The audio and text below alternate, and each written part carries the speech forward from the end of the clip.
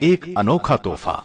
یہ تحفہ اس لیے بھی افادیت کا حامل ہے کہ ہماری نوجوان نسل کو اپنے اسلامی سپہ سالاروں کے حالات سے بآسانی آگاہی ہو سکے گی۔ ایک عظیم جرنیل کی کہانی جس نے روم اور فارس کے ایوانوں میں لرزہ طاری کر دیا، جسے نبی اکرم صلی اللہ علیہ وسلم نے سیف اللہ کا خطاب دیا۔ تو آئیے سنتے ہیں سیدنا خالد بن ولید رضی اللہ عنہ۔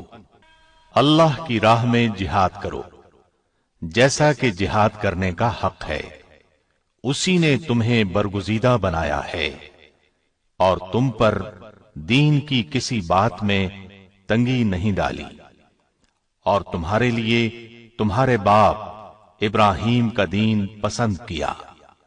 اللہ نے پہلے یعنی پہلی کتابوں میں تمہارا نام مسلم رکھا تھا، اور اس کتاب میں بھی تمہارا یہی نام رکھا ہے۔ جو مسلمان گھروں میں بیٹھ رہتے اور لڑنے سے جی چراتے ہیں اور کوئی عذر نہیں رکھتے، وہ اور جو اللہ کی راہ میں اپنے مال اور جان سے لڑتے ہیں، وہ دونوں برابر نہیں ہو سکتے۔ اللہ نے مال اور جان سے جہاد کرنے والوں کو بیٹھ رہنے والوں پر درجے میں فضیلت بخشی ہے، اور گو نیک وعدہ سب سے ہے، لیکن اجر عظیم کے لحاظ سے اللہ نے جہاد کرنے والوں کو بیٹھ رہنے والوں پر فضیلت بخشی ہے۔ نبی اکرم صلی اللہ علیہ وسلم کا ارشاد ہے، کوئی شخص جنت میں داخل ہو جائے اور پھر اس سے کہا جائے کہ تو لوٹ کر دنیا میں چلا جا، ساری دنیا کی دولت اور حکومت تجھے دی جائے گی، تو وہ کبھی جنت سے نکل کر دوبارہ دنیا میں آنے پر راضی نہ ہوگا، سوائے شہید کے، جو یہ تمنا ظاہر کرے گا کہ مجھے دنیا میں بھیج دیا جائے تاکہ میں پھر جہاد کر کے شہید ہوں، اسی طرح 10 مرتبہ زندہ کر کے دنیا میں بھیجا جاؤں، پھر شہید ہو کر آؤں، کیونکہ اللہ کی راہ میں شہید ہونے والا بڑے اعزاز و اکرام کا مشاہدہ کرے گا۔ نبی صلی اللہ علیہ وسلم نے یہ بھی فرمایا، میری تمنا ہے میں اللہ تعالی کی راہ میں قتل کیا جاؤں اور پھر مجھے زندہ کیا جائے، پھر قتل کیا جاؤں، پھر زندہ کر دیا جائے، پھر قتل کیا جائے۔ قرآن کریم کی آیات اور احادیث مبارکہ آپ نے ملاحظہ فرمائی، ان سے جہاد کی فضیلت بخوبی واضح ہے۔ تو کیوں نہ آج اسلام کے ایک عظیم مجاہد سیدنا خالد بن ولید رضی اللہ عنہ کی زندگی کے حیرت انگیز، چونکا دینے والے اور جہاد کی روح کو بیدار کر دینے والے واقعات سنیں۔ آپ کا جواب یقیناً ہاں میں ہوگا، تو پھر سنیے۔ سیدنا خالد بن ولید غزوہ احد میں ابھر کر سامنے آئے۔ یہ اس وقت کفار مکہ کے لشکر میں شامل تھے اور ایک دستے پر سالار تھے۔ نبی کریم صلی اللہ علیہ وسلم نے احد کے میدان میں ایک چھوٹی پہاڑی پر، جسے جبل عینین یا جبل رمات کہتے ہیں، 50 کے قریب تیر اندازوں کو مقرر فرمایا تھا۔ احد پہاڑ اور اس پہاڑی کے درمیان ہموار میدان ہے جہاں یہ جنگ ہوئی۔ اس پہاڑی پر تیر اندازوں کو اس لیے مقرر فرمایا تھا تاکہ دشمن پیچھے سے حملہ نہ کر سکے۔ احد کی لڑائی شروع ہوئی، مسلمان بے جگری سے لڑے اور کفار کے پاؤں اکھڑ گئے، وہ بدحواس ہو کر بھاگے، مسلمان ان کا پیچھا کرنے لگے اور مال غنیمت لوٹنے لگے۔ ایسے میں پہاڑی پر موجود تیر انداز دستے نے بھی پہاڑی چھوڑ دی اور مال غنیمت لوٹنے کے لیے میدان کی طرف دوڑ پڑے۔ اگرچہ نبی کریم صلی اللہ علیہ وسلم نے انہیں تاکید فرمائی تھی، تم لوگ اس پہاڑی سے نہ ہٹنا، لیکن انہوں نے خیال کیا یہ حکم اس وقت تک کے لیے تھا جب تک کفار شکست کھا کر بھاگ نہ کھڑے ہوں۔ ان کے سالار عبداللہ بن زید نے انہیں روکا بھی تھا، لیکن وہ نہ رکے، وہ اپنے چند ہمراہیوں کے ساتھ وہیں کھڑے رہے۔ ادھر بھاگتے دشمنوں میں سے خالد بن ولید کی نظر اس پہاڑی پر پڑی۔ ان کی تیز نظر نے فوراً بھانپ لیا کہ اس طرف سے مسلمان غافل ہیں اور ان پر دوبارہ حملہ کیا جا سکتا ہے۔ پس وہ اپنے دستے کے ساتھ مسلمانوں پر ٹوٹ پڑے، اور اس طرح غزوہ احد میں دردناک صورتحال پیش آئی۔ یہ خالد بن ولید کی جنگی صلاحیت تھی جس نے مسلمانوں کے پاؤں اکھاڑ دیے۔ گویا اسلام لانے سے پہلے بھی یہ اپنی صلاحیتوں کا لوہا منوا چکے تھے۔ اسلام نے ان کی شخصیت میں جو جلا پیدا کی، اب اس کا حال سنیے۔ اپنے اسلام لانے کا واقعہ خود انہی کی زبانی سنیے۔ فرماتے ہیں، خالد بن ولید فرماتے ہیں، اسلام قبول کرنے سے پہلے میں قریب ہر مارکے میں رسول اللہ صلی اللہ علیہ وسلم کے مقابلے میں خم ٹھونک کر آیا، لیکن ہر مرتبہ آپ کا رعب اور دبدبہ میرے دل پر طاری ہوا، یہاں تک کہ اللہ تعالی نے میرے دل میں اسلام کی محبت پیدا کر دی۔ ایک مرتبہ رسول اللہ صلی اللہ علیہ وسلم اپنے صحابہ رضی اللہ عنہم کو میدان جنگ میں ظہر کی نماز پڑھا رہے تھے۔ میں نے دل میں سوچا، یہ بہت اچھا موقع ہے، اس وقت حملہ کر دیا جائے تو مسلمانوں کو زبردست نقصان پہنچایا جا سکتا ہے، لیکن حوصلہ نہیں پڑ رہا تھا۔ مجھے یوں لگا جیسے کوئی غیبی طاقت مجھے روک رہی ہے۔ پھر نبی صلی اللہ علیہ وسلم نے اسی میدان میں عصر کی نماز پڑھائی۔ ایک بار پھر سوچا حملہ کروں، لیکن قدم آگے نہ بڑھے۔ اس وقت میں نے جان لیا پردہ غیب سے ان کی مدد ہو رہی ہے۔ یہ یقیناً خطہ عرب بلکہ پوری دنیا پر غالب آئیں گے۔ جب مکہ فتح ہو گیا اور نبی صلی اللہ علیہ وسلم مدینہ واپس تشریف لے گئے تو اس وقت میں اپنے بارے میں سوچنے لگا، اب میں کیا کروں؟ کہاں جاؤں؟ حبشہ چلا جاؤں یا شاہ ہرقل کے پاس چلا جاؤں؟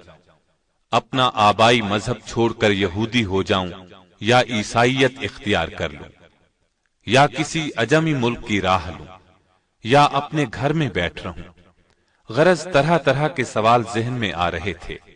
انہی خیالات میں گم تھا کہ مجھے اپنے بھائی کا خط ملا۔ اس نے لکھا تھا، پیارے بھائی، میرے آقا نبی صلی اللہ علیہ وسلم نے ایک دن مجھ سے آپ کے بارے میں پوچھا تھا کہ خالد کہاں ہے؟ تو میں نے عرض کیا کہ اے اللہ کے رسول صلی اللہ علیہ وسلم، ایک دن میں خالد کو ضرور آپ کی خدمت میں لے آؤں گا۔ یہ ہو نہیں سکتا کہ میرا ذہین اور فہیم بھائی اسلام جیسی نعمت سے محروم رہ جائے۔ میں خط کے یہ الفاظ پڑھ کر جھوم اٹھا۔ آپ نے مجھے یاد فرمایا تھا۔ اسی دوران میں نے ایک گہری نیند میں خواب دیکھا۔ کیا دیکھتا ہوں، ایک تنگ و تاریک اور بے آب و گیاہ جگہ سے سرسبز، شاداب اور کھلے میدان کی طرف جا رہا ہوں۔ آنکھ کھلی تو دل میں ایک خوشگوار احساس پیدا ہوا اور میں نے مدینے جانے کا پختہ ارادہ کر لیا۔ ساتھ ہی میں نے خواہش کی کہ مدینے کی طرف جانے کے لیے کوئی ساتھی مل جائے۔ میں نے عثمان بن طلحہ رضی اللہ عنہ سے اپنے دلی ارادے کا ذکر کیا۔ وہ خوشی سے میرے ساتھ چلنے کے لیے تیار ہو گیا۔ آخر ہم روانہ ہوئے۔ دوران سفر عمرو بن عاص رضی اللہ عنہ ملے۔ انہوں نے مجھ سے پوچھا، کہاں جا رہے ہو؟ میں نے بتایا، اسلام کی کشش مجھے مدینے کی طرف کھینچے لے جا رہی ہے۔ پھر میں نے ان سے پوچھا، اور آپ کا ارادہ کہاں کا ہے؟ انہوں نے کہا، یہی جذبہ لے کر میں گھر سے نکلا ہوں۔ اب ہم تینوں ایک ساتھ چل پڑے۔ یکم سفر 8 ہجری کو مدینہ طیبہ میں نبی صلی اللہ علیہ وسلم کی خدمت میں حاضر ہوئے۔ میں نے نہایت ادب اور احترام سے آپ کو سلام کیا۔ آپ نے مسکراتے ہوئے میرے سلام کا جواب دیا۔ میں نے کلمہ پڑھ کر اسلام میں داخل ہونے کا اعلان کیا۔ اس پر رسول اللہ صلی اللہ علیہ وسلم نے فرمایا، خالد، تمہاری دانش اور فہم و فراست کی بنا پر مجھے امید تھی کہ تم ایک دن ضرور اسلام قبول کر لو گے۔ میں نے نبی صلی اللہ علیہ وسلم کے ہاتھ پر بیعت کرتے ہوئے عرض کی، اے اللہ کے رسول، میرے لیے اللہ تعالی سے دعا کریں۔ میں لوگوں کو تلوار کے ذریعے اسلام سے روکتا رہا ہوں اور مسلمانوں کے لیے طرح طرح کی مشکلات پیدا کرتا رہا ہوں۔ نبی صلی اللہ علیہ وسلم نے میری پریشانی دیکھ کر فرمایا، گھبراؤ نہیں خالد، اسلام قبول کرنے سے دور جاہلیت کے تمام گناہ خود بخود مٹ جاتے ہیں۔ میں نے عرض کیا، اس کے باوجود میری درخواست ہے، آپ میرے حق میں ضرور دعا کریں۔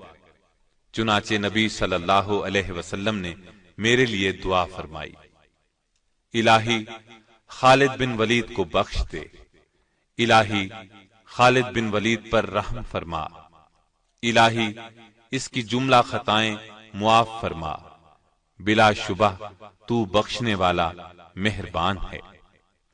خالد بن ولید فرماتے ہیں، میں نے اپنا خواب ابو بکر رضی اللہ عنہ کو سنایا تو انہوں نے تعبیر بیان کرتے ہوئے فرمایا، تنگ و تاریک جگہ سے مراد کفر و شرک کی زندگی ہے، اور سرسبز شاداب میدان سے مراد اسلام ہے۔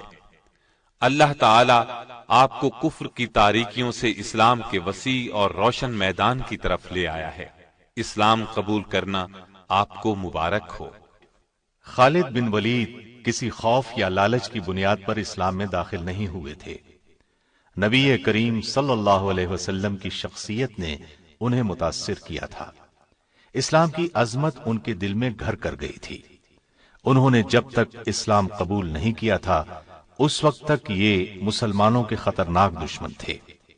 غزوہ احد کی مثال ہمارے سامنے ہے، لیکن جب یہی جمع سال مرد میدان اسلام کے پرچم تلے آئے تو ہر موقع پر انہوں نے سچے دل اور خلوص نیت کے ساتھ اسلام کے لیے تن من اور دھن کی بازی لگائی۔ انہوں نے اپنی پوری زندگی حق کی خاطر لڑتے ہوئے گزاری۔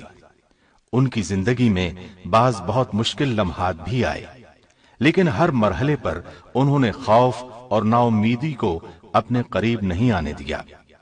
انہوں نے جنگی تاریخ میں ایسے کارنامے انجام دیے کہ دنیا دنگ رہ گئی۔ آپ کی جرت، شجاعت اور عظمت کا اعتراف دشمن نے بھی کیا ہے۔ جرمن فوج کے سپہ سالار سے جب پوچھا گیا آپ کی کامیابی کا راز کیا ہے تو اس نے فوراً کہا، میں میدان جنگ میں مسلم جرنیل خالد بن ولید کے طریقے اپناتا ہوں۔ اس میں کوئی شک نہیں کہ خالد بن ولید ایک مدبر سپہ سالار تھے۔ یہی وجہ تھی کہ قیصر و کسریٰ ان کے قدموں میں آ گرے۔ روم اور فارس کے جنگی وسائل ان کے راستے میں کوئی رکاوٹ نہ بن سکے۔ ابتدا سے لے کر آخر تک ہر مارکہ حق و باطل میں فتوحات نے ان کے قدم چومے اور شکست کسی بھی میدان میں ان کے نزدیک نہ پھٹک سکی۔ غزوہ موتا میں تو ان کے جوہر کھل کر سامنے آ گئے۔ ہوا یوں کہ نبی کریم صلی اللہ علیہ وسلم نے اپنے ایک جان نثار صحابی سیدنا حارث بن عمیر ازدی رضی اللہ عنہ کو خط دے کر وادی بصرہ کے حکمران حارث بن ابی شمر غسانی کی طرف روانہ کیا۔ ابھی وہ شام کے صوبے بلقا کی موتا نامی بستی میں پہنچے تھے کہ صوبے کے گورنر شرابیل بن عمر غسانی کو ان کی آمد کی اطلاع ہو گئی۔ اس نے انہیں گرفتار کر کے بے دردی سے شہید کر دیا۔ یہ غمناک خبر جب نبی کریم صلی اللہ علیہ وسلم تک پہنچی تو آپ بہت رنجیدہ ہوئے۔ اس کے علاوہ 15 صحابہ پر مشتمل ایک تبلیغی جماعت سرزمین شام میں مصروف تھی۔ ان تمام صحابہ کو دھوکہ دے کر بے دردی سے شہید کر دیا گیا۔ انہی ایام میں شاہ روم نے مدینہ منورہ پر چڑھائی کی دھمکی دی۔ ان تمام اسباب کی وجہ سے نبی اکرم صلی اللہ علیہ وسلم نے سیدنا زید بن حارثہ کی قیادت میں ایک لشکر روانہ کیا اور ساتھ ہی ارشاد فرمایا کہ اگر جنگ کے دوران زید شہید ہو جائیں تو جعفر بن ابی طالب کو سپہ سالار بنایا جائے، وہ شہید ہو جائیں تو عبداللہ بن رواحہ کو قائد بنایا جائے، وہ بھی شہید ہو جائیں تو مجاہدین اپنی مرضی سے قائد منتخب کر لیں۔ نبی کریم صلی اللہ علیہ وسلم نے لشکر کے لیے سفید رنگ کا پرچم بنایا اور سیدنا زید بن حارثہ کے حوالے کیا۔ لشکر کو آپ نے یہ وصیت کی کہ جس مقام پر حارث بن عمیر ازدی شہید ہوئے وہاں پڑاؤ کرے۔ اور اللہ سے مدد طلب کرتے ہوئے ڈٹ کر دشمن کا مقابلہ کریں، اور دیکھنا کسی سے بدعہدی نہ کرنا، نہ خیانت کرنا، کسی بچے، بوڑھے یا عورت کو قتل نہ کرنا، اور نہ کسی گوشہ نشین راہب کی گردن اڑانا، کسی عمارت کو منہدم کرنا، نہ کوئی درخت کاٹنا۔ لشکر اسلام نبی کریم صلی اللہ علیہ وسلم سے یہ ہدایات لے کر اپنی منزل کی طرف روانہ ہوا۔ سرحدی صوبے بلقا پہنچا تو معلوم ہوا شاہ روم ہرقل نے ان مٹھی بھر مسلمانوں کے مقابلے کے لیے ایک بہت بڑا لشکر بھیجا ہے، اور وہ میدان میں پڑاؤ ڈالے بیٹھا ہے۔ چنانچہ مجاہدین راستہ بدل کر موتا کے مقام پر پہنچ گئے۔ مجاہدین کی کل تعداد 3000 تھی، جبکہ رومیوں کا لشکر 2 لاکھ تھا۔ مسلمانوں نے بہت بے جگری سے دشمن کا مقابلہ کیا، گھمسان کا رن پڑا۔ سیدنا زید بن حارثہ نے اپنی قائدانہ ذمہ داری کا احساس کرتے ہوئے بہت زوردار حملہ کیا، اپنی مٹھی بھر فوج کے ساتھ چاروں طرف سے دشمن پر ٹوٹ پڑے۔ دشمن کی صفوں کو چیرتے ہوئے آگے ہی بڑھتے چلے گئے، یہاں تک کہ دیوانہ وار لڑتے ہوئے، بہادری کے جوہر دکھاتے ہوئے اور دشمن کو گاجر مولی کی طرح کاٹتے ہوئے بالآخر شہید ہو گئے۔ ان کے بعد سیدنا جعفر بن ابی طالب نے اسلام کا جھنڈا ہاتھ میں لے لیا، گھوڑے کو ایڑ لگائی اور آنن فانن دشمن کے لشکر کے درمیان میں پہنچ گئے، ان پر ٹوٹ پڑے اور تلوار کے جوہر دکھانے لگے۔ دشمنوں کو قتل کرتے رہے اور آگے بڑھتے رہے۔ ایک دشمن کے وار سے دایاں بازو کٹ گیا تو جھنڈا بائیں بازو میں پکڑ لیا، دشمن نے بایاں بازو بھی کاٹ دیا۔ آپ نے جھنڈے کو اپنے بچے کھچے بازوؤں کے سہارے سنبھالے رکھا، گرنے نہیں دیا۔ اس نے تاک کر تیسرا وار کمر پر کیا، آپ لڑکھڑائے اور زمین پر گر گئے۔ اس طرح آپ بھی شہادت کے رتبے پر فائز ہوئے۔ ان کے بعد نبی کریم صلی اللہ علیہ وسلم کے ارشاد کے مطابق سیدنا عبداللہ بن رواحہ نے جھنڈا سنبھالا۔ یہ بھی بہادری اور جواں مردی کے جوہر دکھاتے ہوئے شہید ہو گئے۔ مسلسل 3 جرنیلوں کی شہادت کے بعد مسلمانوں کے حوصلے پست ہوتے محسوس ہوئے۔ لشکر اسلام کا جھنڈا گر چکا تھا، ہر طرف پریشانی کا عالم طاری تھا۔ مجاہدین یوں بھی تعداد میں بہت کم تھے۔ ایسے نازک وقت میں سیدنا ثابت بن ارقم نے جھنڈا اٹھا لیا اور بلند آواز میں بولے، اے بھائی خالد بن ولید، مہربانی کر کے اس جھنڈے کو آپ اپنے ہاتھ میں لے لیجئے۔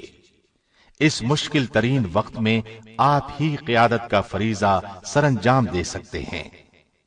اس پر سیدنا خالد بن ولید نے فرمایا، آپ جھنڈا اپنے پاس رکھیے، آپ مجھ سے افضل ہیں، آپ نے غزوہ بدر میں بھی حصہ لیا ہے، لہذا لشکر اسلام کی قیادت آپ کا حق ہے۔ ان کی بات سن کر ثابت بن ارقم نے کہا، میدان کارزار میں اپنی جواں مردی کے جوہر دکھانے میں آپ سے بہتر اس لشکر میں کوئی نہیں۔ اللہ کی قسم، یہ جھنڈا میں نے آپ کے ہاتھ میں دینے کے لیے ہی اٹھایا ہے۔ مجھ سمیت سبھی کی خواہش ہے کہ ان سنگین حالات میں یہ ذمہ داری آپ سنبھالیں۔ یہ کہہ کر انہوں نے بلند آواز میں کہا، مجاہدو، کیا تم خالد بن ولید کو اپنا سپہ سالار تسلیم کرتے ہو؟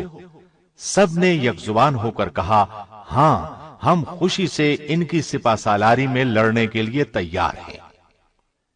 یہ صورتحال دیکھتے ہوئے سیدنا خالد بن ولید نے اللہ کا نام لے کر جھنڈا اپنے ہاتھ میں لے لیا۔ دشمن کے مقابلے میں مجاہدین کی تعداد آٹے میں نمک کے برابر تھی۔ مجاہدین کی کمان ہاتھ میں لیتے ہی سیدنا خالد بن ولید نے یہ حکمت عملی اختیار کی کہ چند گھڑ سواروں کے ذمے یہ کام لگایا کہ لشکر سے پیچھے ہٹ کر صرف گھوڑے دوڑاتے رہیں۔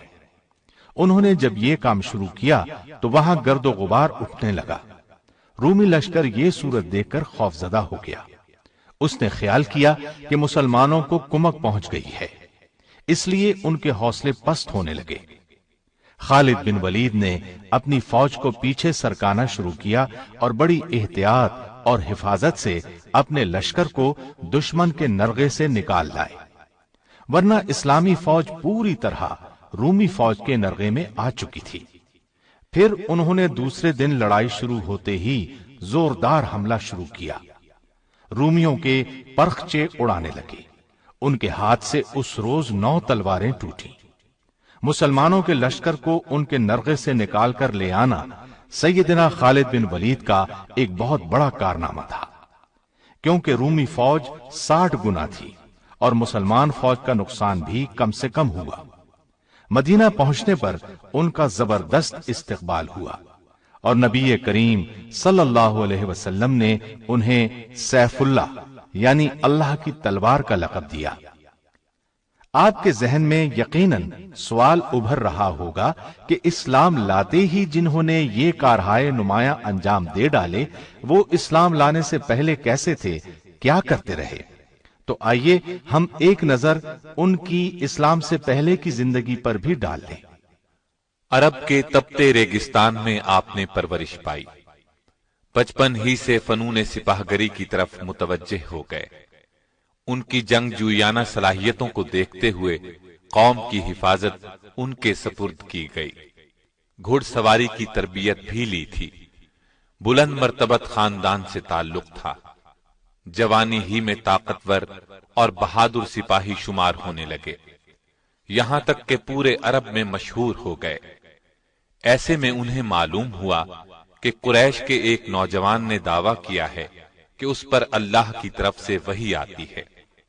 پھر انہوں نے رسول اللہ صلی اللہ علیہ وسلم کو لوگوں کو یہ دعوت دیتے ہوئے سنا، لوگو ایک اللہ کی عبادت کرو، پتھر کے بتوں کی پوجا چھوڑ دو۔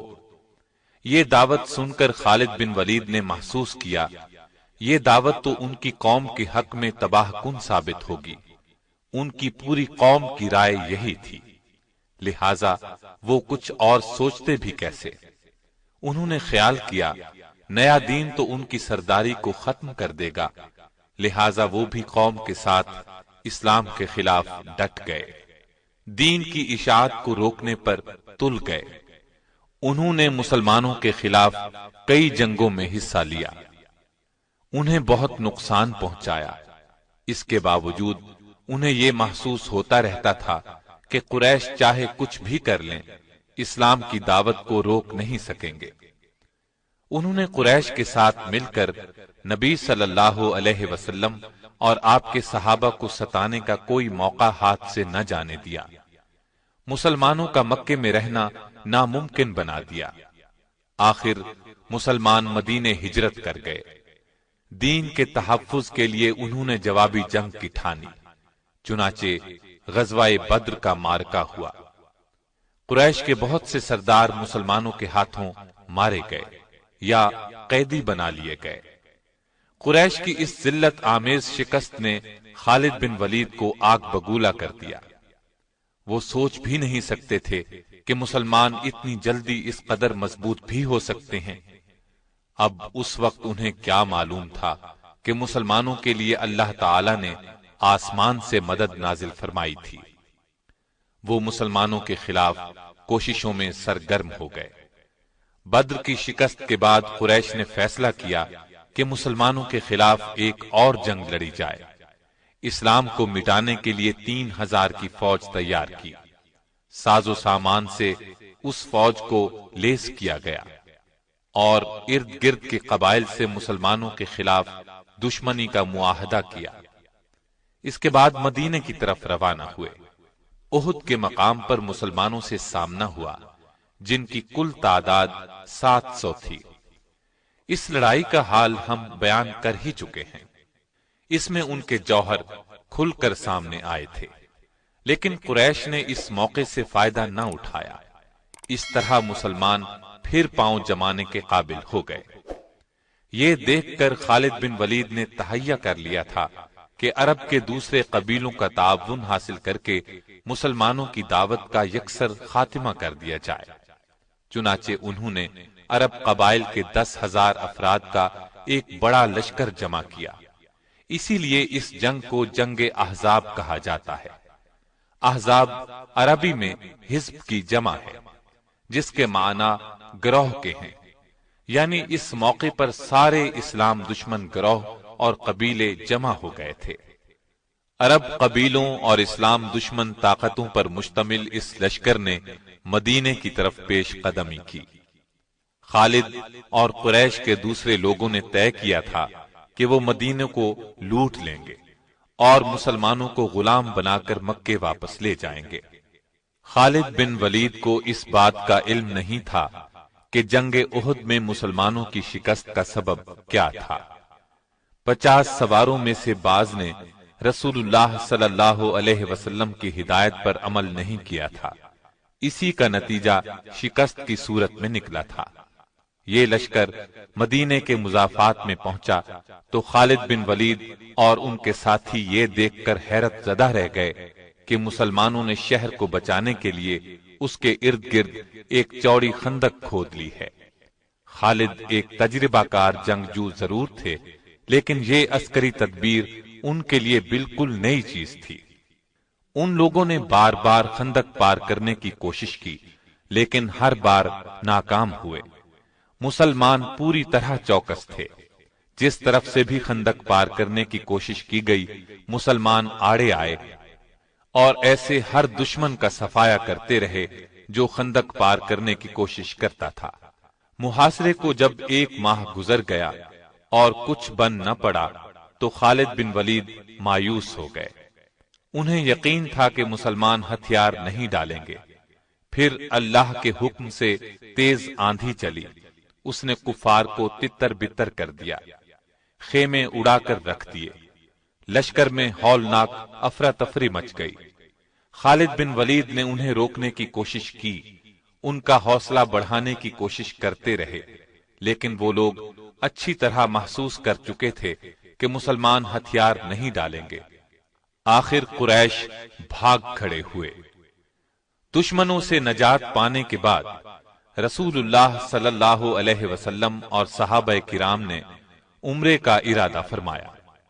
وہ معمولی ہتھیاروں کے ساتھ اس امید پر مکے کی طرف روانہ ہوئے کہ قریش انہیں عمرے سے نہیں روکیں گے، لیکن جب یہ لوگ مکے کے نزدیک پہنچے تو وہ آڑے آئے۔ انہوں نے خیال کیا مسلمانوں کی آمد ان کے لیے خطرہ ہے۔ ایسے میں خالد بن ولید کچھ سواروں کے ساتھ آگے بڑھے اور حدیبیہ کے مقام پر مسلمانوں کا راستہ روک لیا۔ انہوں نے مسلمانوں کو للکارا، لیکن وہ تو گھر سے لڑنے کے لیے نہیں آئے تھے، لہذا خاموش رہے۔ آخر رسول اللہ صلی اللہ علیہ وسلم نے قریش کے ساتھ ایک صلح نامہ طے کیا۔ طے یہ پایا کہ مسلمان اور قریش مکہ 10 سال تک نہیں لڑیں گے، اور یہ کہ مسلمان اب واپس مدینے چلے جائیں، آئندہ سال عمرہ کرنے کے لیے آئیں۔ اس معاہدے کی کچھ اور شرائط بھی تھیں۔ بعض مسلمانوں کے خیال میں وہ شرائط پسندیدہ نہیں تھیں، مگر انہوں نے رسول اکرم صلی اللہ علیہ وسلم کے سامنے دم مارنے کی جرأت نہ کی۔ بعد میں یہ بات ثابت ہو گئی کہ صلح کی شرائط مسلمانوں کے حق میں بہت مفید ثابت ہوئی تھی۔ اس صلح نامے کو باقاعدہ تحریری شکل دی گئی۔ خالد بن ولید اس دوران میں مسلمانوں کی حرکات اور سکنات دیکھتے رہے۔ وہ دیکھ رہے تھے کہ مسلمان کس طرح رسول اللہ پر جان چڑکتے ہیں۔ انہوں نے اس حد تک کسی کو کسی کا احترام کرتے نہیں دیکھا تھا۔ اسلام کی دعوت دینے کے وہ کس قدر شوقین تھے، یہ بھی انہیں اندازہ ہوا۔ اس روز کے بعد سے ان پر ایک مایوسی کی حالت طاری ہو گئی۔ حقیقت یہ تھی کہ وہ اسلام کی سچائی کو پوری طرح محسوس کرنے لگے تھے، لیکن اعلانیہ یہ بات کہنے کا حوصلہ ابھی ان میں پیدا نہیں ہوا تھا۔ آخر کار انہوں نے محسوس کر لیا کہ اب تک وہ جس راستے پر چلتے رہے ہیں اس میں سوائے تاریکی کے اور کچھ نہیں ہے۔ اسلام کی روشنی انہیں اپنے اندر جذب ہوتی محسوس ہوئی۔ اس طرح انہوں نے اسلام قبول کرنے کا فیصلہ کر لیا۔ ان کے اسلام لانے کی تفصیل ہم آپ کو سنا ہی چکے ہیں۔ اسلام لانے کے بعد خالد بن ولید اسلام کے سچے سپاہی بن گئے اور اسلام پر سختی سے کاربند ہو گئے۔ اسلام کے دفاع کے لیے ہر دم تیار رہتے تھے۔ نبی کریم صلی اللہ علیہ وسلم انہیں جہاں جانے کے لیے کہتے وہ فوراً حکم بجا لاتے، ایک لمحے کی بھی تاخیر نہ کرتے۔ اب اسلام تیزی سے پھیلنے لگا تھا۔ اس زمانے میں سیدنا خالد بن ولید رضی اللہ عنہ نے سب سے پہلی نمایاں کامیابی جنگ موتا میں حاصل کی۔ اس کا ذکر آپ سن چکے ہیں۔ اس واقعے کے بعد ان کی اصل مجاہدانہ زندگی کی ابتدا ہوئی۔ نبی کریم صلی اللہ علیہ وسلم نے قریش مکہ سے حدیبیہ کا معاہدہ کیا تھا۔ اس کی ایک شق یہ تھی کہ 10 سال تک دونوں فریق جنگ نہیں کریں گے، اور جو فریق معاہدے کی خلاف ورزی کرے گا اس کے خلاف جوابی کارروائی کی جائے گی۔ چنانچہ قریش نے معاہدے کی خلاف ورزی کی، مسلمانوں کے حلیف بنو خزاعہ پر حملہ کر دیا۔ اس کے بعد انہیں احساس ہوا کہ ان سے بڑی غلطی ہوئی، اس غلطی کے نتائج ان کے لیے تباہ کن ہوں گے، اس لیے انہوں نے مسلمانوں سے نئی شرائط طے کرنے کی کوشش کی، لیکن رسول کریم صلی اللہ علیہ وسلم نے ان کا عذر تسلیم نہ کیا اور ان کے مظالم کا خاتمہ کرنے کا عزم کر لیا۔ نبی کریم صلی اللہ علیہ وسلم 10,000 کے لشکر کے ساتھ مکے کی طرف روانہ ہوئے۔ سیدنا خالد بن ولید بھی اسلامی لشکر کے ایک حصے کے سالار تھے۔ نبی کریم صلی اللہ علیہ وسلم نے انہیں ہدایت کی کہ وہ معافی اور نرمی کا سلوک کریں، اس وقت تک خود حملہ نہ کریں جب تک ان پر حملہ نہ کیا جائے۔ خالد بن ولید اپنے دستے کے ساتھ مکے میں داخل ہوئے۔ وہ فوراً کعبے کی طرف بڑھے۔ کعبے میں مشرکین نے عبادت کے لیے ہر قسم کے بت رکھے ہوئے تھے۔ وہ نبی کریم صلی اللہ علیہ وسلم کے حکم پر ان بتوں کو توڑنے اور کعبے کے نواح سے بت پرستی کی نشانیاں مٹانے لگے، اور نبی کریم صلی اللہ علیہ وسلم نے مکے میں داخل ہو کر فرمایا، لوگو، آج کے دن تم آزاد ہو، تم میں سے کسی کو نقصان نہیں پہنچایا جائے گا۔ آپ صلی اللہ علیہ وسلم کا یہ اعلان سن کر خالد بن ولید نے محسوس کیا کہ نبی کریم صلی اللہ علیہ وسلم کس قدر عظیم انسان ہیں۔ جن لوگوں کے لیے آج عام معافی کا اعلان فرما رہے ہیں، کل انہی لوگوں نے آپ کو طرح طرح سے ستایا تھا، ظلم کے پہاڑ توڑے تھے اور ہر قسم کی زیادتی کی تھی، زیادتیاں کرنے میں کوئی کسر اٹھا نہ رکھی تھی۔ پھر انہوں نے دیکھا اسلام کا پرچم مکے کی ہر عمارت پر لہرا رہا تھا، فضا اللہ اکبر کی صداؤں سے گونج رہی تھی۔ ایسا منظر اس سرزمین نے پہلے کبھی نہیں دیکھا تھا۔ خالد بن ولید دوسرے صحابہ رضی اللہ عنہم کے ساتھ اللہ کے حضور سر بسجود ہو گئے، اس کی اس نعمت کا شکر ادا کرنے لگے جو مسلمانوں کو عطا کی گئی تھی۔ خالد بن ولید رسول اللہ صلی اللہ علیہ وسلم کے بہت نزدیک رہے۔ انہوں نے اسلام کے دشمنوں کے خلاف ہر جہاد میں حصہ لیا۔ نبی کریم صلی اللہ علیہ وسلم نے فتح مکہ کے بعد محسوس کیا کہ قبیلہ حوازن اسلام کے راستے میں رکاوٹ بن رہا ہے۔ آپ نے 12,000 مجاہدین کے ساتھ ان لوگوں پر چڑھائی کی اور انہیں سبق سکھایا۔ خالد بن ولید اس غزوے میں بھی شریک رہے۔ وہ عرب قبائل کو اسلام کے دائرے میں لانے کی تگ و دو کرتے رہے۔ مکے کے ارد گرد کے قبائل پر غلبہ پانے کے بعد مدینہ واپس تشریف لائے اور حج کی تیاری شروع کر دی۔ پھر نبی کریم صلی اللہ علیہ وسلم کی قیادت میں 1,00,000 سے زائد مسلمان حج ادا کرنے کے لیے مکے کی طرف روانہ ہوئے۔ سیدنا خالد بن ولید بھی آپ کے ساتھ تھے۔ انہوں نے میدان عرفات میں نبی کریم صلی اللہ علیہ وسلم کا خطبہ بہت غور سے سنا اور سمجھ گئے کہ آپ کی رحلت کا وقت قریب آ پہنچا ہے۔ حج کے سفر سے واپسی پر نبی کریم صلی اللہ علیہ وسلم علیل ہو گئے۔ تمام صحابہ رضی اللہ عنہم بہت اداس تھے۔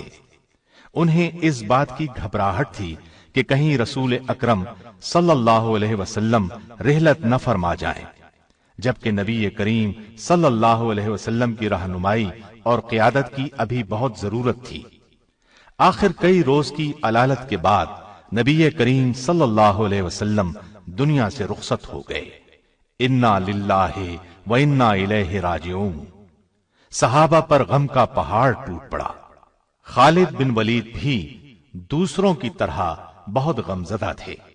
آخر کار سب نے یہ حقیقت تسلیم کر لی کہ ہر انسان کو ایک دن یہ عارضی زندگی چھوڑ کر دوسرے جہاں جانا ہے۔ نبی کریم صلی اللہ علیہ وسلم کے بعد سیدنا ابو بکر صدیق رضی اللہ عنہ کو خلیفہ منتخب کر لیا گیا۔ دوسری طرف عرب کے بعض قبائل مرتد ہو گئے۔ چند افراد نے جھوٹی نبوت کا دعویٰ کر دیا۔ انہوں نے مدینہ کی مرکزی حکومت کے خلاف ایک فتنہ کھڑا کر دیا۔ خلیفہ اول سیدنا ابو بکر نے مرتدوں کو سبق سکھانے کا فیصلہ فرمایا۔ ان سے مقابلے کے لیے ایک فوج تیار کی۔ طلیحہ بن خویلد وہ ناہنجار شخص تھا جس نے نبی کریم صلی اللہ علیہ وسلم کے بیمار ہونے کی خبر سنتے ہی نبوت کا دعویٰ کر دیا تھا۔ سیدنا ابو بکر صدیق نے خالد بن ولید کو پہلے اس کی طرف روانہ کیا۔ آپ منزل پر پہنچے اور طلیحہ اور اس کے پیروکاروں کو شکست فاش دی۔ خالد بن ولید اس کے بعد مدینہ طیبہ پہنچے۔ صدیق اکبر نے مہاجرین اور انصار کے ایک لشکر کو ان کی قیادت میں دیا اور مسیلمہ کذاب کے مقابلے میں روانہ کیا۔ یہ بھی جھوٹی نبوت کا دعوے دار تھا اور اس نے اپنے گرد بے شمار مرتد جمع کر لیے تھے، گویا ایک لشکر اس کے ساتھ تھا۔ سیدنا خالد بن ولید سے پہلے اکرمہ بن ابی جہل اور شرابیل بن حسنہ کی فوج مسیلمہ سے شکست کھا چکی تھی۔ مسیلمہ کو خالد بن ولید کی آمد کا پتہ چلا تو وہ ان کے مقابلے میں 40,000 کا لشکر لے کر میدان میں آیا۔ دونوں فوجیں آپس میں ٹکرائیں، گھمسان کا رن پڑا، زبردست جنگ ہوئی، لیکن مسیلمہ کے لشکر میں کسی کمزوری کے آثار نظر نہ آئے۔ آخر سیدنا خالد بن ولید نے ایک جنگی حکمت عملی اختیار کی۔ پورے لشکر کو قبائل کی بنیاد پر تقسیم کیا، ہر قبیلے کا ایک کمانڈر نامزد کیا اور سب سے فرمایا جان توڑ کر لڑنا۔ اب میں دیکھوں گا کہ کون سا قبیلہ جنگ میں پسپائی اختیار کر رہا ہے اور کون سا پیش قدمی کر رہا ہے۔ اس طرح ہر قبیلے نے بے جگری سے مقابلہ کیا۔ اس طرح مسیلمہ کی فوج کے پاؤں اکھڑ گئے۔ وہ پسپا ہوتے ہوتے ایک باغ میں داخل ہو گیا۔ باغ کے گرد مضبوط چار دیواری تھی۔ اندر داخل ہوتے ہی مرتدوں نے باغ کا دروازہ بند کر لیا۔ دروازہ انتہائی مضبوط تھا، اس کو توڑنا آسان نہیں تھا۔ دوسری طرف دیوار بہت اونچی تھی، اس کو پھلانگ جانا بھی ممکن نہیں تھا۔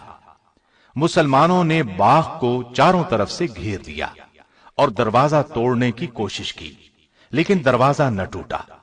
یہ صورتحال دیکھ کر ایک صحابی سیدنا برا بن عازب نے جذبہ جہاد سے سرشار ہو کر اپنے ساتھیوں سے کہا، مجھے اٹھا کر دیوار کے اوپر سے باغ میں پھینک دو۔ مسلمانوں نے ایسا ہی کیا، ان کو ہاتھوں اور پیروں سے پکڑ کر جھولا دیا اور اچھال دیا۔ یہ دیوار کے اوپر سے ہوتے ہوئے عین دروازے کے دوسری طرف باغ کے اندر گرے۔ یہ نڈر، پھرتیلا، بہادر، جفاکش اور جانباز صحابی فضا میں لہراتا باغ میں گرا تو مسیلمہ کی فوج میں بھگدڑ مچ گئی۔ انہوں نے خیال کیا کہ نہ جانے آسمان سے کیا بلا نازل ہوئی ہے، لیکن سیدنا برا بن عازب نے فوراً دروازہ کھول دیا۔ دروازے کا کھلنا تھا کہ لشکر اسلام نعرہ تکبیر لگاتا ہوا دشمن پر ٹوٹ پڑا۔ ایک بار پھر گھمسان کی لڑائی شروع ہو گئی۔ مسیلمہ کذاب وحشی بن حرب کے ہاتھوں مارا گیا۔ یہ وہی وحشی بن حرب ہیں جن کے ہاتھوں غزوہ احد میں سیدنا حمزہ رضی اللہ عنہ نبی کریم صلی اللہ علیہ وسلم کے پیارے چچا نے جام شہادت نوش فرمایا تھا۔ اس کے بعد یہ وحشی بن حرب مسلمان ہو گئے تھے اور آج ان کے ہاتھوں اسلام کا یہ بدترین دشمن اپنے انجام کو پہنچا۔ اس کے علاوہ اس کی فوج کے قریباً 1000 افراد بھی مارے گئے۔ باغ کے اندر ہر طرف لاشیں دکھائی دے رہی تھیں۔ اس کے بعد اس باغ کا نام حدیقۃ الموت یعنی موت کا باغیچہ مشہور ہو گیا۔ اس جنگ کو جنگ یمامہ کہا جاتا ہے۔ سرزمین عراق پر سیدنا خالد بن ولید کی قیادت میں پہلی جنگ ذات السلاسل لڑی گئی۔ اسے جنگ حزیر بھی کہا جاتا ہے۔ حزیر خلیج فارس کے قریب واقع ہے۔ مدینے سے بصرہ جاتے ہوئے پہلے حزیر آتا ہے۔ یہاں کا حاکم ہرمز تھا۔ یہ ایران کی حکومت کے ماتحت تھا۔ اس کی ٹوپی میں ہیرے جڑے ہوئے تھے۔ سیدنا خالد بن ولید 10,000 مجاہدین کے ساتھ عراق کی جانب روانہ ہوئے۔ عراق کی سرحد پر پہنچے تو سیدنا مثنی بن حارثہ 8,000 مجاہدین کے ساتھ ان سے آ ملے۔ اب خالد بن ولید نے لشکر کو 3 حصوں میں تقسیم کیا۔ ایک حصے کا سالار مثنی بن حارثہ کو، دوسرے کا عدی بن حاتم کو مقرر کیا، تیسرے حصے کی قیادت خود اپنے ہاتھ میں لی۔ ادھر ہرمز نے اپنی فوج کی صف بندی اس طرح کی کہ دائیں اور بائیں حصے پر شاہی خاندانوں کے جفاکش شہزادے بطور سالار مقرر کیے۔ میدان جنگ میں جمے رہنے کے لیے تمام فوجی جوانوں نے اپنے آپ کو زنجیروں میں باندھ لیا۔ عربی میں زنجیروں کو سلاسل کہتے ہیں۔ اسی مناسبت سے اس جنگ کا نام جنگ ذات السلاسل مشہور ہوا۔ جنگ شروع کرنے سے پہلے سیدنا خالد بن ولید نے ایرانیوں کو اسلام کی دعوت دی۔ ان کے انکار پر آخر جنگ کا آغاز ہوا۔ ہرمز کی فوج نے اس میدان میں پہلے پہنچ کر دریا پر قبضہ کر لیا تھا۔ سیدنا خالد بن ولید نے یہ دیکھ کر اپنی فوج کو صحرا کی طرف پیش قدمی کا حکم دیا۔ وہاں سورج آگ اگل رہا تھا۔ آخر کار وہ کاظمہ نامی مقام پر پہنچ گئے۔ اس طرح انہوں نے دشمن کو پانی کے چشمے چھوڑنے پر مجبور کر دیا۔ آخر دشمن سے ٹکراؤ ہوا۔ ہرمز ان کے مقابلے میں آیا۔ خالد بن ولید نے اس پر ایسا کاری وار کیا کہ وہ اپنے ہی خون میں نہا کر گھٹنوں کے بل گرا۔ ہرمز کے قتل سے ایرانی فوج کا جوش جاتا رہا۔ مسلمانوں کا رعب ان کے دلوں میں بیٹھ گیا۔ اس کے بعد پرجوش حملوں کی تاب نہ لا کر وہ منتشر ہو گئے۔ فارسیوں کا بہت زیادہ نقصان ہوا۔ مسلمانوں نے ان کا تعاقب کیا اور بے شمار فارسیوں کو تہس نہس کر دیا۔ اس طرح انہیں مسلمانوں کے ہاتھوں شرمناک شکست سے دوچار ہونا پڑا۔ اس جنگ کی نمایاں بات یہ تھی کہ خالد بن ولید نے دشمن کی جنگی حکمت عملی کو ناکام بنا دیا اور انہیں اپنی حکمت عملی کے تحت لڑنے پر مجبور کر دیا۔ جنگ کے بعد انہوں نے مدینے میں مال غنیمت میں شامل ایک ہاتھی بھی بھیجا۔ مدینے کے لوگوں نے زندگی میں پہلی بار ہاتھی دیکھا۔ وہ اس قدر ڈیل ڈول والے عجیب و غریب جانور کو دیکھ کر حیران رہ گئے۔ اس لڑائی میں ہرمز کی ایک ٹوپی بھی ہاتھ لگی۔ اس ٹوپی میں نہایت بیش قیمت ہیرے جواہرات جڑے ہوئے تھے۔ مال غنیمت کی تقسیم کے وقت یہ ٹوپی سیدنا خالد بن ولید کے حصے میں آئی۔ اس کی قیمت کا اندازہ لگایا گیا۔ وہ قریباً 1,00,000 درہم کی ثابت ہوئی۔ پے در پے فتوحات نے جہاں کفار کے اندر ہلچل مچا دی تھی، وہاں مسلمانوں کے حوصلے بہت بلند کر دیے تھے۔ مسلمانوں کا سیل رواں کسی کے روکے رک نہیں رہا تھا۔ بلا شبہ یہ دور مسلمانوں کی تاریخ کا تابناک ترین دور تھا۔ ہیرا اور اب اللہ کے درمیان دریائے فرات کے کنارے الیس نامی علاقہ ہے۔ عراق میں آباد عرب قبائل نے ایرانیوں کے ساتھ مل کر اسلامی لشکر کا مقابلہ کرنے کا پروگرام ترتیب دیا۔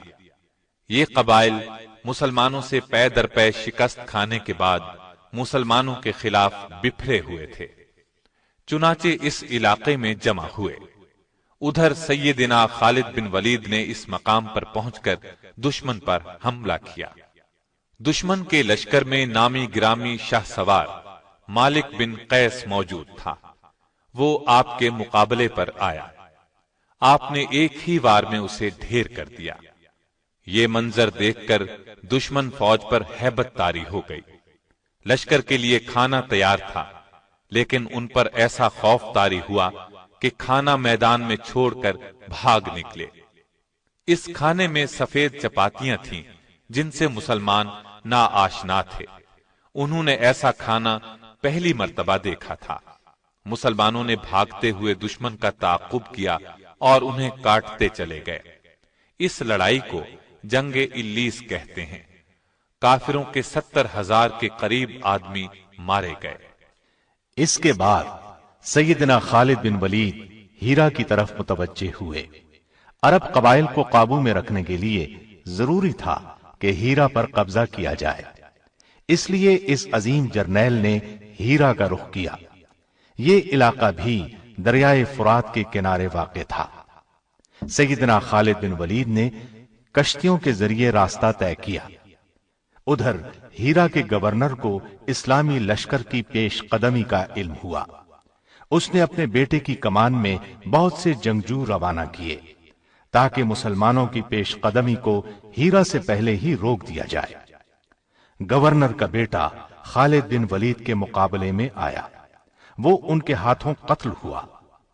بیٹے کے قتل کی خبر سن کر گورنر گھبرا گیا اور قلعے میں بند ہو گیا۔ ہیرا میں بہت مضبوط اور عالیشان قلعے تعمیر کیے گئے تھے تاکہ ضرورت کے وقت ان کو اپنی حفاظت کے لیے کام میں لایا جائے۔ لہذا اہل ہیرا مجاہدین سے خوف زدہ ہو کر قلعے میں چلے گئے۔ مجاہدین نے بھی قلعے کا محاصرہ کر لیا۔ ایک دن اور ایک رات محاصرہ جاری رہا۔ آخر کسی طرح چند مجاہدین قلعے میں داخل ہو گئے۔ اہل ہیرا پہلے ہی حوصلہ ہار چکے تھے، اس لیے صلح پر آمادہ ہو گئے۔ انہوں نے سالانہ 1,90,000 درہم جزیہ ادا کرنا قبول کیا، اور یہ بھی طے ہوا کہ اہل ہیرا مجاہدین کے لیے ایران کے خلاف جاسوسی کی خدمات انجام دیں گے۔ طے پایا کہ مجاہدین ان کی عبادت گاہوں کو کوئی نقصان نہیں پہنچائیں گے۔ سیدنا خالد بن ولید نے 1 سال ہیرا میں قیام کیا۔ اس 1 سال کے عرصے میں ارد گرد فوجی دستے بھیج کر نمایاں کامیابیاں حاصل کی۔ سیدنا خالد بن ولید کی دیرینہ خواہش تھی کہ اسلامی ریاست کی شمالی سرحدوں پر رومیوں کا قلع قمع کیا جائے، چنانچہ انہوں نے 36,000 کا لشکر جمع کیا۔ دلیر اور تجربہ کار سالاروں کو اس کی قیادت سونپی۔ لشکر کو کئی دستوں میں تقسیم کیا۔ انہیں حکم دیا کہ الگ الگ دستوں کی صورت میں آگے بڑھیں اور یرموک کے مقام پر جا ملیں۔ اسلامی لشکر جب طے شدہ پروگرام کے مطابق یرموک کے مقام پر جمع ہوا تو پتہ چلا کہ ان کے مقابلے میں 2 لاکھ کا لشکر صفارا ہو چکا ہے۔ اسلامی لشکر کے سالاروں نے آپس میں مشورہ کیا اور اس نتیجے پر پہنچے کہ دانش مندی کا تقاضا یہ ہے کہ خلیفہ کو اس صورتحال کی اطلاع دی جائے۔ مدینے میں سیدنا ابو بکر صدیق کو صورتحال کا علم ہوا تو انہوں نے خالد بن ولید کی طرف قاصد روانہ کیا۔ وہ اس وقت عراق کے محاذ پر تھے۔ قاصد کے ذریعے انہیں خلیفہ کا پیغام ملا کہ وہ شام پہنچ کر رومیوں کے خلاف اسلامی لشکر کی قیادت کرے۔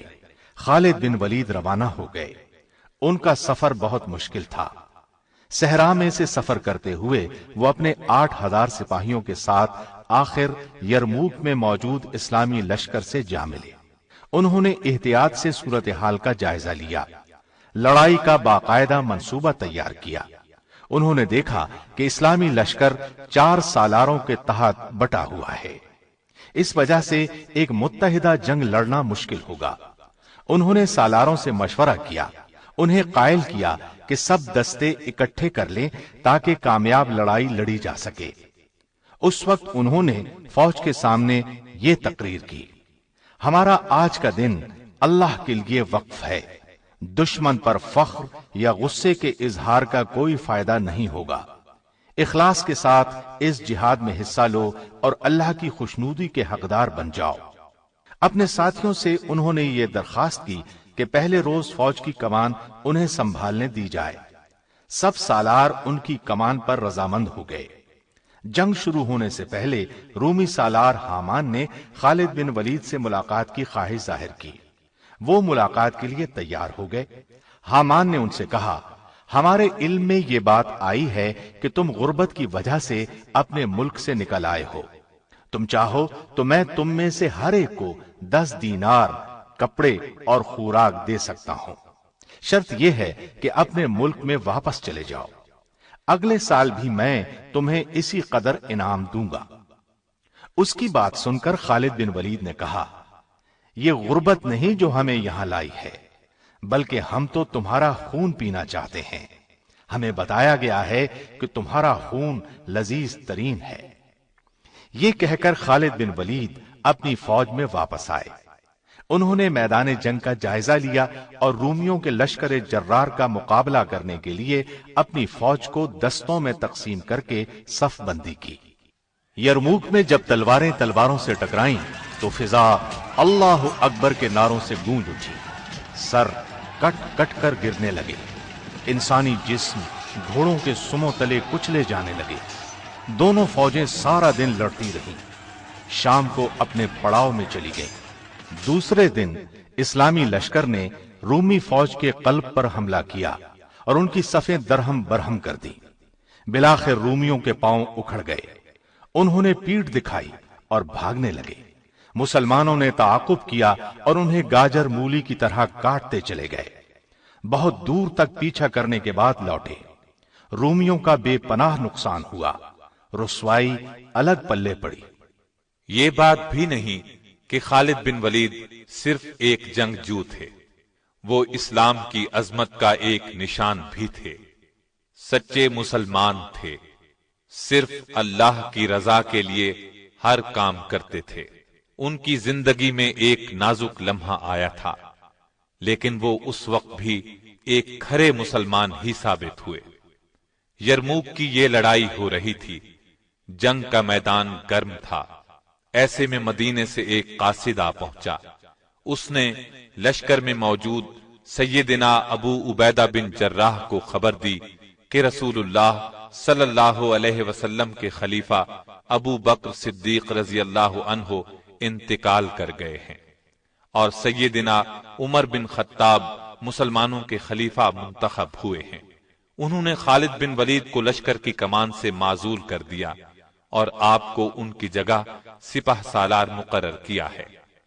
سیدنا ابو عبیدہ نے خط اس وقت تک خفیہ رکھا جب تک کہ جنگ ختم نہ ہو گئی۔ جنگ کے ختم ہونے پر وہ سپہ سالار کے پاس گئے، وہ خط انہیں دیا۔ انہوں نے خط پڑھا اور پوچھا، یہ خط کب آیا تھا؟ ابو عبیدہ نے انہیں بتایا کہ یہ خط انہیں اس وقت ملا تھا جب جنگ عروج پر تھی۔ انہوں نے پوچھا، آپ نے خط مجھے اس وقت کیوں نہ دیا؟ ابو عبیدہ نے کہا، وہ وقت خط دینے کے لیے مناسب نہیں تھا۔ سیدنا خالد بن ولید نے ان کی تعریف کی، آگے بڑھ کر ان کی پیشانی چوم لی۔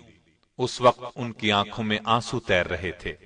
انہوں نے اسی وقت فوج کی کمان ان کے سپرد کر دی، پھر ان کی قیادت میں ایک سپاہی کی حیثیت سے لڑتے رہے۔ پہلے کی طرح کفر کے خلاف جہاد میں سرگرم رہے، یہاں تک کہ مسلمانوں نے فلسطین اور اردن کے تمام علاقے فتح کر لیے۔ انہوں نے رومیوں کو ان علاقوں سے نکال باہر کیا۔ رومی بادشاہ ہرقل کو اپنی فوج کی عبرتناک شکست کی خبر ملی تو وہ اپنے فوجی پڑاؤ ہمس کو چھوڑ کر واپس قسطنطنیہ چلا گیا۔ اس نے شام کو ہمیشہ کے لیے خیر باد کہہ دیا۔ یرموک کی لڑائی میں ایک دلچسپ واقعہ یہ پیش آیا کہ ایک رومی جرنیل جرجا نے سیدنا خالد بن ولید سے کہا، ایک بات تو بتاؤ، کیا تمہارے نبی پر آسمان سے کوئی تلوار نازل ہوئی تھی جو انہوں نے تمہارے ہاتھ میں تھما دی اور تمہیں سیف اللہ کہا جانے لگا؟ اس پر سیدنا خالد بن ولید نے فرمایا، اللہ تعالیٰ نے ہماری رہنمائی کے لیے ایک رسول بھیجا، ہم میں سے بعض نے ان کی تصدیق کی اور دل و جان سے ان کا ساتھ دیا، ان کی محبت کا دم بھرا، ان کے ہر حکم کے سامنے سر جھکا دیا، جبکہ بعض نے ان کی مخالفت پر کمر باندھ لی۔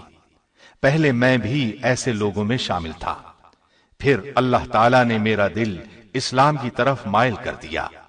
میں رسول اللہ صلی اللہ علیہ وسلم کے دست مبارک پر بیعت کر کے دائرہ اسلام میں داخل ہو گیا۔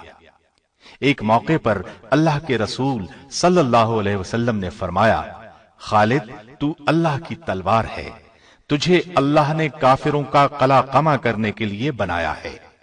سو اس طرح میرا نام سیف اللہ مشہور ہو گیا۔ رومی جرنیل حامان نے پوچھا، تم کس چیز کی طرف دعوت دیتے ہو؟ انہوں نے جواب دیا، ہم اللہ کی توحید اور اس کی عبادت کی طرف بلاتے ہیں۔ اس نے پھر پوچھا، اگر آج کوئی شخص اسلام لے آئے تو کیا وہ اجر اور ثواب میں تمہارے درجے اور مقام کو پہنچ سکتا ہے؟ یہ سن کر خالد بن ولید نے فرمایا، یقیناً مجھ سے بھی 2 ہاتھ آگے بڑھ سکتا ہے۔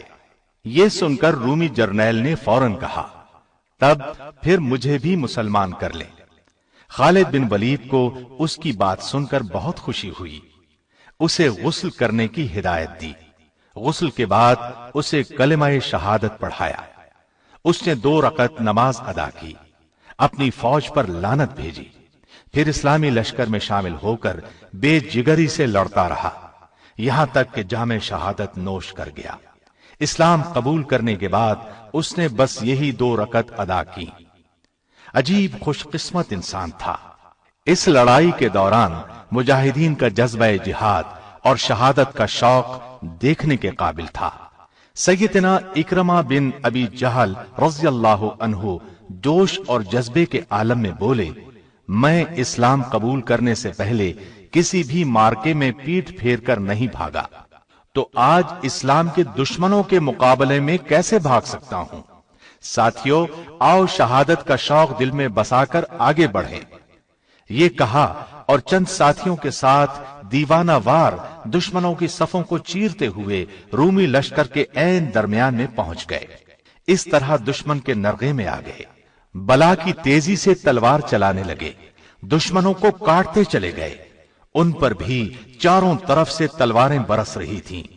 آخر جام شہادت نوش کر کے بہشت بری میں پہنچ گئے۔ خالد بن ولید نے کافروں کے خلاف بے شمار جنگیں لڑی، اسلام کے لیے اپنا سب کچھ وقف کر دیا۔ تمام تر تجربے اور ذہانت سے کام لیتے ہوئے اللہ کا نام بلند کرنے کی ہر ممکن کوشش کی، اور عین ان دنوں میں جبکہ ان کی سپہ سالاری کا جادو سر چڑھ کر بول رہا تھا، جب ان کی جنگی تدبیریں اچھے اچھوں کے چھکے چھڑا رہی تھیں، جب وہ فتوحات پر فتوحات حاصل کرتے ہوئے آگے ہی آگے بڑھتے چلے جا رہے تھے، اور ان کے آگے باندھا جانے والا ہر بند گھاس پھوس کی مانند اڑتا چلا جا رہا تھا، امیر المومنین سیدنا عمر فاروق رضی اللہ عنہ کا حکم انہیں ملتا ہے۔ خط کے الفاظ تھے، آپ کو اسلامی لشکر کی سپہ سالاری سے معزول کیا جاتا ہے۔ یہ خبر چھوٹی سی خبر نہیں تھی، یہ خط کوئی معمولی خط نہیں تھا، ایک ایسے زبردست عظیم سپہ سالار کی معزولی کا حکم تھا جسے نبی کریم صلی اللہ علیہ وسلم نے اپنی زبان مبارک سے سیف اللہ کا خطاب دیا تھا۔ اس خط میں ان کی معزولی کا حکم تھا۔ اس اللہ کے بندے نے اس حکم کو انتہائی صبر، سکون اور رضامندی سے قبول کیا۔ شکایت کا ایک لفظ بھی اس کی زبان سے نہ نکلا۔ معلوم ہوا کہ وہ تو صرف اللہ کی رضا کے لیے لڑ رہے تھے، سپہ سالاری کے لیے نہیں، نام و نمود کے لیے نہیں۔ سپہ سالاری سے معزول ہونے کے بعد انہوں نے یہ نہیں کیا کہ سب کچھ چھوڑ کر اپنے گھر آ گئے۔ انہوں نے ایک سچے مجاہد کی حیثیت سے اسلام کے دشمنوں سے لڑائی پھر بھی جاری رکھی۔ سیدنا عمر فاروق سے جب اس حیرت انگیز اور انوکھے فیصلے کے بارے میں پوچھا گیا، ان سے سوال کیا گیا، آپ نے خالد بن ولید کو کیوں معزول کر دیا؟ تو آپ نے جواب دیا، میں نے خالد بن ولید کو کسی غلطی یا جرم کی سزا کے طور پر معزول نہیں کیا، بلکہ میں نے یہ فیصلہ اس لیے کیا کہ مسلمان کہیں یہ گمان نہ کر لیں کہ انہیں فتوحات خالد بن ولید کی وجہ سے ہو رہی ہیں۔ فتوحات ہمیں اللہ تعالیٰ کی مہربانیوں سے ہو رہی ہیں۔ بہرحال سپہ سالاری چھوڑ کر ایک عام سپاہی کی حیثیت سے لشکر میں شامل رہنا اور اسلام کے دشمنوں سے جنگ جاری رکھنا ان کا ایک ناقابل فراموش کارنامہ ہے۔ تاریخ ایسی مثالیں پیش کرنے سے قاصر ہے۔ یہ عظیم جرنیل اپنی زندگی میں شہادت کی تمنا کرتا رہا، زندگی بھر دشمن سے لڑتا رہا۔ اس کے جسم پر کوئی حصہ ایسا نہیں تھا جہاں زخم کا نشان موجود نہ ہو، لیکن اللہ کی قدرت شہادت کی موت ان کے نصیب میں نہیں تھی۔ دشمن جس کا نام سن کر کانپ جاتا تھا، وہ اپنی زندگی کے آخری دنوں میں ہمس شہر میں بستر پر لیٹا تھا اور آنسو بہاتے ہوئے غمگین انداز میں کہہ رہا تھا، افسوس، آج میں بستر کی موت مر رہا ہوں۔ اللہ کی قسم، میں نے شہادت کے شوق میں بے شمار جنگیں لڑیں، میرے بدن کا کوئی جوڑ، کوئی حصہ ایسا نہیں جس پر تیر یا تلوار کے زخم کا نشان نہ ہو، لیکن مجھے شہادت کی موت نہ مل سکی۔ اور ان الفاظ کے ساتھ ہی ان کی روح پرواز کر گئی۔ انا للہ و انا الیہ راجعون۔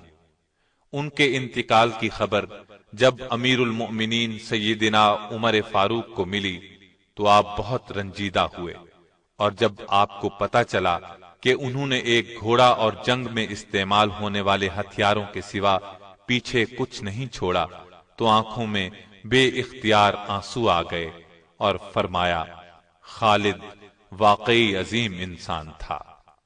ان کا جنازہ اٹھایا گیا تو والدہ نے غم میں ڈوبے ہوئے لہجے میں کہا، میرے بچے، تو بلا شبہ ہزاروں میں ایک تھا، شیر سے بڑھ کر دلیر تھا اور دریا سے بڑھ کر سخی تھا۔ تو نے امت مسلمہ کا دفاع اسی طرح کیا جس طرح شیر اپنے بچوں کی حفاظت کرتا ہے۔ اللہ کا سایہ تم پر سدا رہے۔ میری دلی دعا ہے کہ آخرت میں تجھے راحت، آرام اور چین نصیب ہو۔ تو زندگی بھر میری آنکھوں کی ٹھنڈک اور دل کا سرور بنا رہا۔ اللہ تجھے آخرت میں خوشیاں نصیب کرے۔ بیٹا، میں تجھے رب کریم کے سپرد کرتی ہوں۔ خالد بن ولید رضی اللہ عنہ کو ہمس میں دفن کیا گیا۔ وہ آئندہ نسلوں کے لیے اس بات کی علامت بن گئے کہ اس زمانے کے مسلمان کس قدر دلیر اور بہادر تھے۔ آپ رضی اللہ عنہ نے 21 ہجری میں وفات پائی۔ اللہ تعالی ان پر بے شمار رحمتیں نازل کرے، آمین۔